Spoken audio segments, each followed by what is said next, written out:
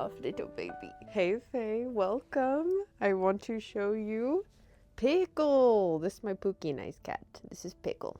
I got to name him. He has the cutest little pickle eyes. Say hi, Pickle. He's so cute. He's really, really sweet. He's just a little baby. He is sheddy. He is very sheddy, so I just got cat hair on myself for this, but that's okay though. I don't mind. I have cat hair on basically all of my clothes. I have been on my sewing grind, okay? I have been making so many little projects, little sewing craft projects, and recently I am getting into pillows. I have been making so many pillows. I just gifted a pillow to my gunkle as well because it was his birthday. So I just need to show you all of the crafts that I have been sewing specifically. These are all of my favorite sewing crafts that I've done, but I wanted to show you some of my favorite projects that I have either used the sewing machine for or I've done just all by hand. Yeah, I love sewing and it's become a passion of mine, and I'm learning how to adjust my clothes and do little repairs. So it's a very useful skill to have as well. So here are some of my favorite sewn art creations. Starting off with a little creature, a little fae I've made. This is a little star. I think I named him Humphrey or something. Humphrey the star, maybe Hubert, something like that. I know it was like with an H. I did this one all by hand and I gave him the cutest little heart eyes as well as some blush. These are supposed to be blushing cheeks. I don't know if it just looks like he has fur on the side of his legs or something, but this is supposed to be, he has like low eyes and some blushing cheeks. And honestly, in the back, he's pretty lumpy. So sometimes like he has a little butt depending on how you squish him. But he is so cute. I really like him. I'm proud of him because he was one of the first things I made getting back into sewing. So I love him. He's so cute. Can you guys see Pickle crawling around back here? Hi Pickle, what are you doing? What are you looking at? You just want to be on the table? This next one I found, I made this years ago. It's a little mushroom. I actually made this one like a full 3D piece, you know? So it's not just flat like the star, how the star is like just like this, right? He's flat. So this one, do you like this Pickle? Here, Pickle knows how to play fetch, so I fear he probably wants to play fetch with this. But I just love that. I made this all by hand. This one was out of felt and I wanted to make the stitching Pickle. Excuse you, Pickle. I wanted to make the stitching like actually noticeable on this one. So you could see the green thread I've chosen on the side. I don't know why I didn't do it white. I just remember purposefully, like I wanted to use green thread because I love green. So that's why it's like that. But obviously I had white thread because it's white on the top. So that was a stylistic choice. I don't know, but I'm still proud of this. This one, I swear I made like 4 years ago. Yeah, it's just really cute. And I like that I actually bunched up underneath, like bunched up the felt underneath right here. So I really like this one as well. I made this bunny for Easter. Okay, the night before Easter, I was like, I want to make something, okay? I want to make something festive, and I made a little Easter bunny. Look at him.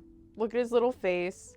The button eyes. The button eyes are everything. I actually love buttons that are really intricate and have a unique design in it, and it has flowers, so it's just even more fairy. Like, I just love that it's all foresty. Then I put a ribbon on the top so he could be a little keychain. This one actually did both sewing machine and by hand. I did a lot of like the bigger parts of the body, like these bigger pieces, I was able to just go around. But once it got to the bottom here, like basically this part was machined and I was able to sew it like that. But here, because you have to flip him all like inside out, I had to just do by hand because I made the legs way too skinny and it was just really hard to flip him inside out. But I really like him, and he's a green little bunny, so he's my favorite color. I just think his face is really cute. Years ago when I also made that 3D mushroom, I made a flat mushroom keychain, and this one is pink. It's a pink mushroom, and these things at the bottom are supposed to be its eyes, but when I showed my family, I think they just thought it was part of the stem. They didn't really understand that these two buttons are the eyes of it. So I had to explain, I don't know. So I'm explaining that now. They're supposed to be kind of like offset bug eyes. This one came out really clean, and for a long time, this was hanging in my car, like in the front on the mirror. I was rocking this little thing for a while. I have it hung up in my room. This next one is a pillow. This one I did with the machine. It's a star pillow, and I decided because this was one of the first pillows I made, so I was just trying to test if I can do pillows, if I liked it, and I just freehanded this star, which is why the star looks really wonky. This is why it looks like this, because I got the fabric and I was like, okay, I have this big piece of fabric, and on the other side it's a different color, so I have this piece of fabric, and it was enough to make a star pillow. That's what I just wanted, a star shape, and I was like, I'm gonna try to make a star pillow, we'll see. I didn't realize how hard it is to draw a star freehand, so this is the star I have. I wish I made the star wide, like this way, but now when I turn it this way, it's like, you know, like every other way I turn it, it's really wonky. Maybe I could get away with it. Yeah, I feel like I can only make it a tall star, because that's how I drew it originally. I remember like I did make it tall, but I feel like it looks cuter if it's wide. Like it's chunky. I think it's cute when it's wide like this, but whatever. Anyway, I made this, and I am glad that I am into pillows too, like making pillows, because they're useful. Like I actually do sleep on the pillows I make, so I sleep on this one. I use this, and I have this one on my bed. This side's really soft, and this side is very stretchy. It has like a stretchy material, so it's very plush, and it works as a pillow. It just looks really wonky to me. Like it just looks really wonky, but it looks cute on my bed though, like a little star on my bed, so I still keep it on here. I think it's just a cute, simple pillow, and it was one of the first ones I was trying out, so I'm just proud of it because it started getting me into making pillows. Okay, this next one, I love this pillow.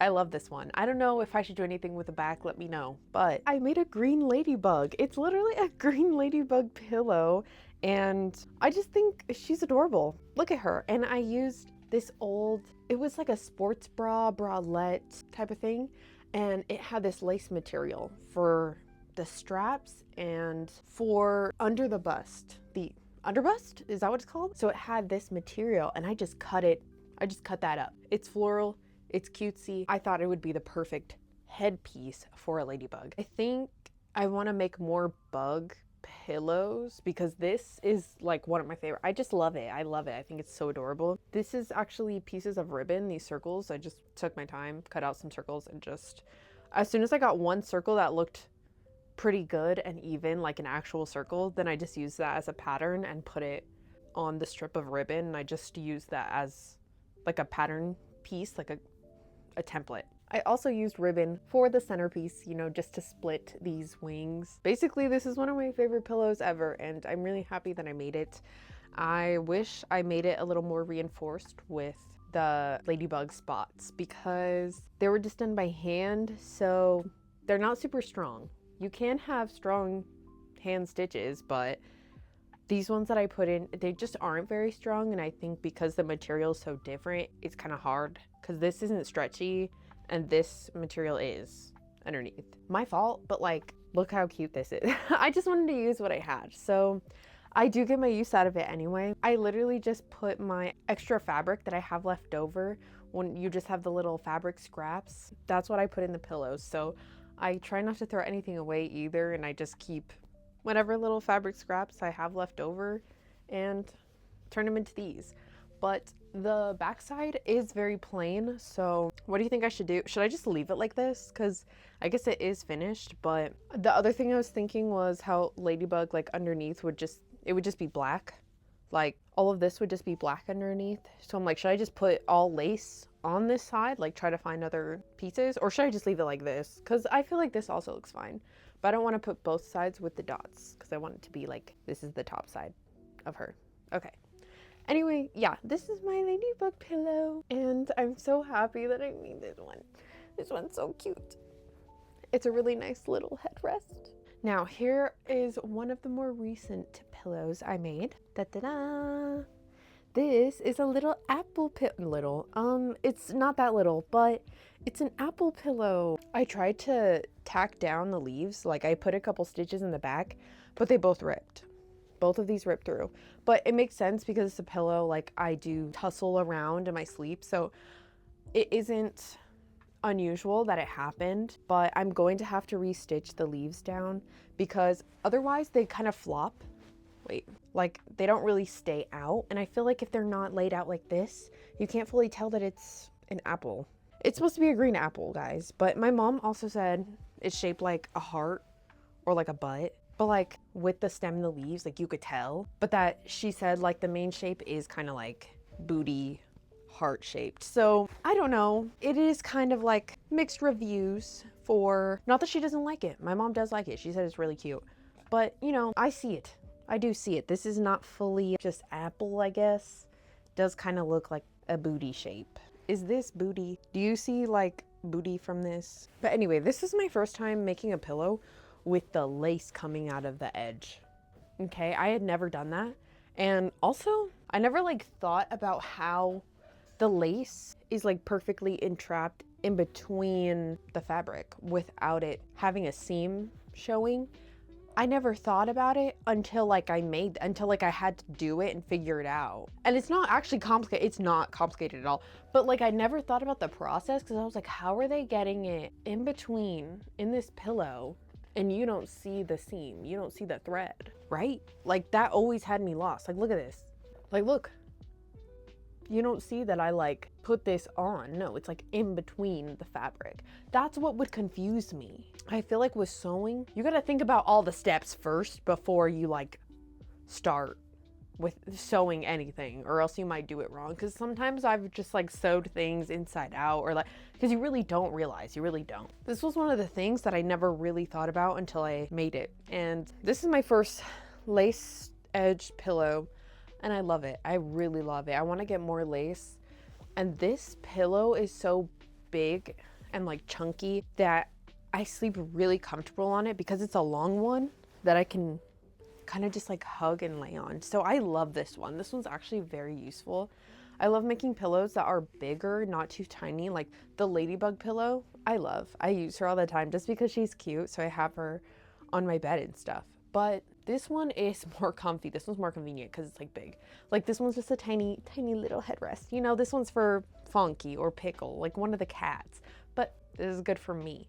So I'm really trying to get into making like bigger pillows. And I almost want to make a sewing shop just because how much I've enjoyed doing this. So this is the more recent pillow I made, and I added a little stem and some green leaves. It's just green on green on green. I love green. It's my favorite color. I do make little crafty stuff like that, right? Like little stuffed items, but I've been making clothes. I have started to make shirts. I want to show you a couple of the shirts that I've made or modified or upcycled. This was the most recent one I did and tried to make. Okay, I'm trying to just use whatever fabric I have been given or what my family doesn't want anymore. And my grandma was gonna get rid of this big long sleeve shirt. I turned this long sleeve top into this short sleeve top that actually fits, but there's something off. And I think it's the lace because I actually made this lace myself, makeshift. Basically, this fabric was gonna go. No one was wearing this piece. So I cut it up, cut it into strips. I folded it back and forth and made like a scallop shape. With this, I think the issue I'm having with the top is the lace. Because I think you could tell that I really DIY'd it and handmade that. But I'm actually proud that the shirt fits. I think if I'm going to change it up a little, I would redo the lace. I think that's the only thing. But guys, it does fit though. And this pattern on the shirt is really cute. My grandma, she was kind of eating when she picked that out.